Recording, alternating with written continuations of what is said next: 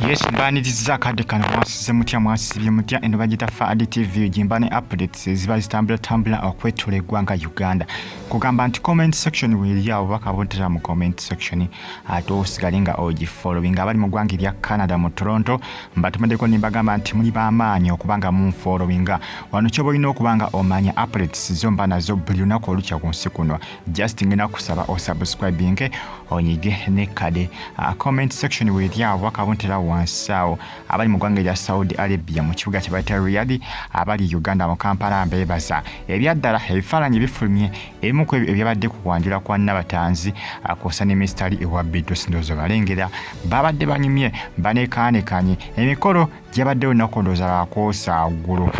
nakuze mwezi zabadde 16 gyabaddewo ku Saturday ebifaananyi bitandise okubanga bilinkinga mpola mpola njiwa ebifaananyi bingi nnyo bikyafuluma era nja kuba bibatuusaako wano ku Fadi TV jjukira gwali mwezi gwa 8 mu Agusto kaadi zaafuluma era bangi abaweebwa kaadi nga kiraga nti bano bagenda kubakola Okwanjula ng'enaku z'omwezi 16 omwezi guno gwa Novemba oba omwezi ogwa Museenene ng'enaku z'omwezi 16 omwaka guno gwa 2024 era munange enaku z'omwezi 16 lwadde olunaku lwa Saturday gyetwakakuba amabega munange information yabadde trending okufaako bufi akumukutu ogwa Twitter ngeraga nti bano badde bagenda kubanga bakola Okwanjula kwabwe nga bali bakola ki nga bali balangirira jjukira abantu bangi abafuna kaadi lwakuba kaadi zaali z'abalondemu naye nga bangi abafuna zikaadi era bamu ku abafuna zikaadi bamu ku abakola ki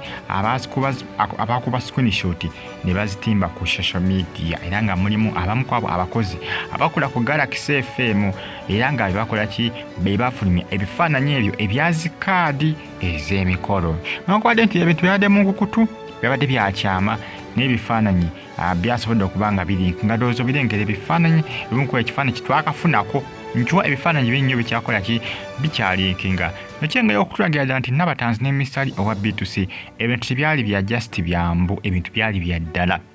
nabagamba nti ku social media nembagamba nti wali omukka tewabula muliro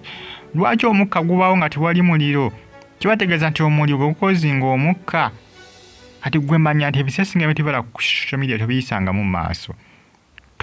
mu maaso nzize nga nkibagamba bijja kuvaayo nze mbabuulidde bijja kuvaayo mpola mpola abakaadi zizo bazifulumya ebifaananyi bitandise okufuluma mpola mpola ku lunaku olwo Saturday twali ku social media nga tunanya ebifaananyi by'Okwanjula byatubula ekifaananyi ekyakafuluma kiri ekifaananyi eki kimu kyokka kyekyakalinkinga nga balaga nti bemu ku ebyakoze ki ebyabadde ku mukondoozo balengera babadde banyumye nga banekaanekanye kaakati ebifaananyi ebyatugenda kubifuna tutya abasinga kye mwebuuza ebifaananyi bya bijja kulinkinga nabyo era nja kuba bibatuusaako wano ku Fadi TV gwe just subscribing anyiga kade naye nga gwe kyoba omanya nti awali omukka tewabula muliro byandibanga ebyaddala bintu byaddala byalaali jjukira nabagamba nga ku bintu bya Edikenzo ne Nyamutoolo abasinga nga munnange muwakana amazima titwasooka kubanga tubikkiriza ebya Edikenzo ne Nyamutoolo kubanga byatandika kubanga bitambula mpolampola Edikenzo nga kyabitambuliza mu kyama kati saa zino Nabatanzi ne mistari ebintu bakyabitambuliza mu kyama nzimba buulidde bakyabitambuliza mu kyama ne bajja kwevaamu olwo bajja biteeka mu public abantu bajja kubasojja social media basojje ebalage nti tumanye ekigenda maaso bajja kakana bakoze ki bajja kakana babitadde mu lwatu n'ebya Edikenzo bwe byali ebya Edikenzo byasooka nga balaga Edikenzo yasala mu Nyamutoolo omwana obaani yabifulumya obaani byatandika ku social media mpola mpola Edikenzo yagenda okulaba nga munnange takyalina byakweka abantu babitegeera dda n'asalawo abyabye n'asalawo akole ki n'asalawo abifulumirize ddala abyanikire ddala mu public Nyamutoolo ne Edikenzo bakakana bakoze ki bakakana babitere ddala mu public ebintu mu lwatu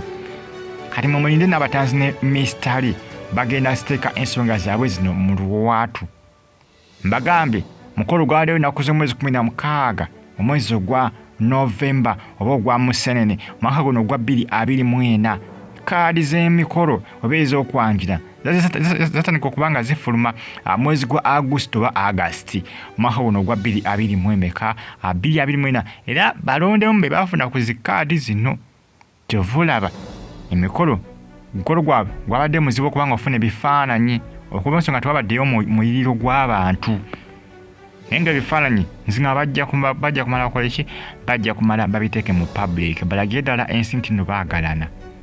nze mbabuulidde just following on Fadi TV just subscribe ngonyige kali waliyo Fadi UG News waliyo KBTV UG waliyo KRTV Uganda now ezo zonna YouTube channel zange muzifollowing temujja kubanga mwejjusa subscribe nganyiga kale ojja ku receiving ka notification konguzi Nabatanzi ne mystery amunange ebintu biraga bakoze omukolo ku Saturday mwera